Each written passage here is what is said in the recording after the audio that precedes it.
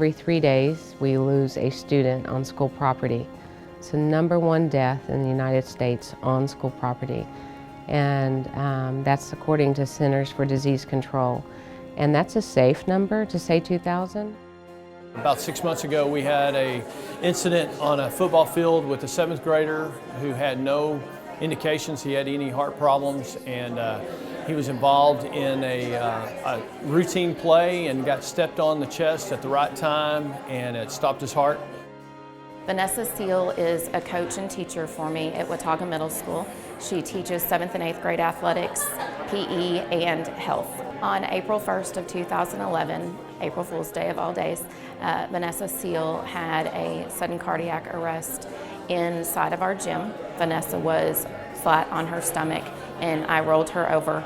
At that point, the nurse did an assessment and determined that she was not breathing and did not have a pulse.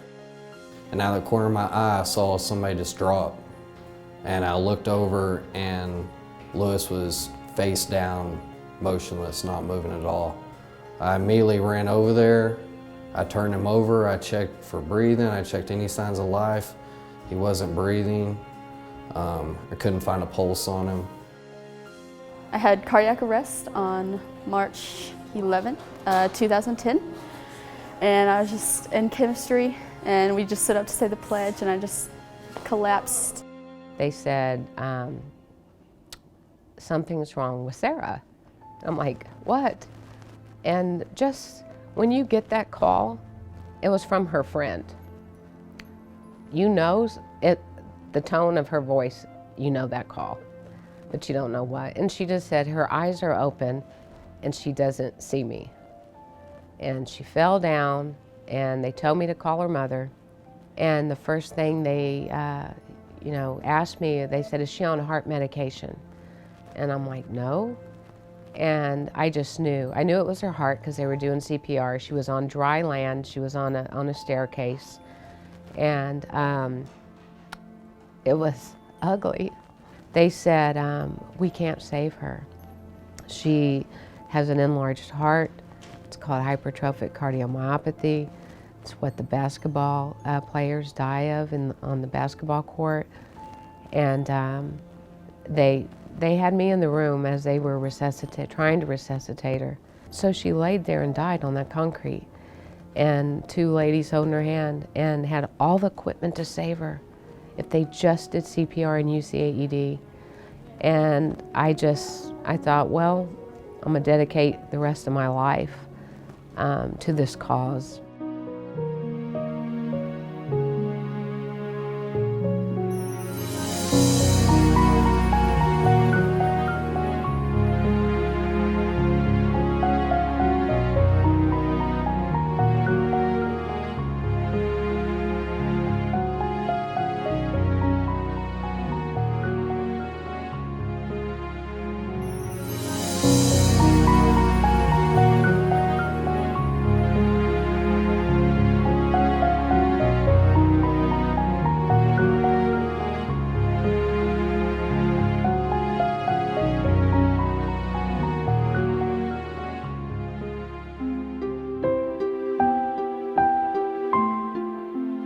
And as the trainer got there, he got the AED set up, and we got him set up on it, and then we used it.